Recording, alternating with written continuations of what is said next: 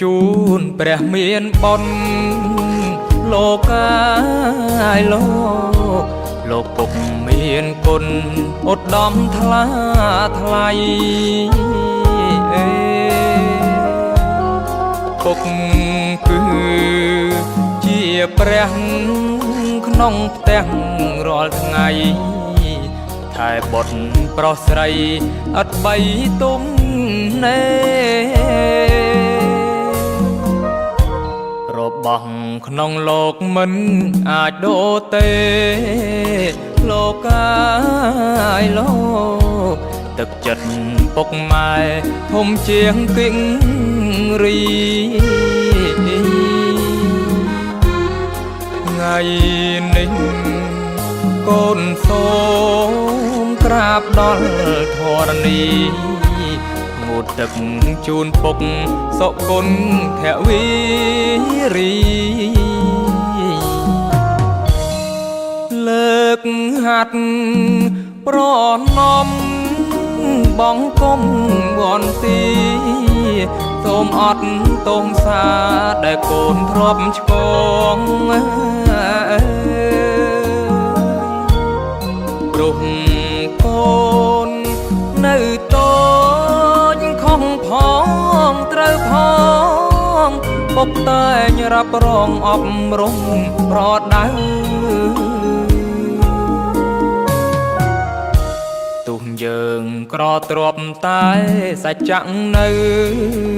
លោកកាយលោកគុណធម៌ជាផ្លូវនាំកូនសុខសាន្តកូនធ្វើតាមពុកមិនដែលភ្លេចប្រាណនាំខ្លួនកូនបានចាក់ដីទុកខា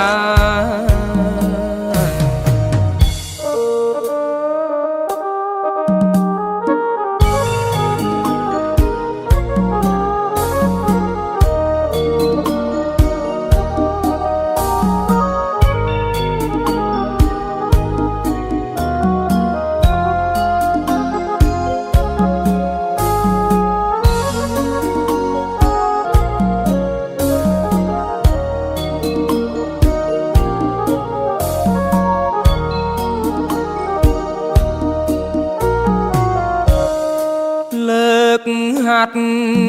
ប្រណំបងគុំវន្ទីសូមអត់ទងសាដែលកូនធ្លាប់ឆ្កងព្រោះកូននៅតូចខំផងត្រូវផងពុកតែងរ៉ាប់រងអប់រំប្រដៅ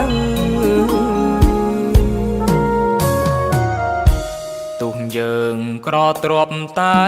សច្ចៈនៅលោកកាយលោកគុណធម៌ជាផ្លូវនាំកូនសុខសាន្តកូនធ្វើតាមពុកមិនដែលភ្លេចប្រាណនាំខ្លួនកូនបានចាក់ក្តីទុកខា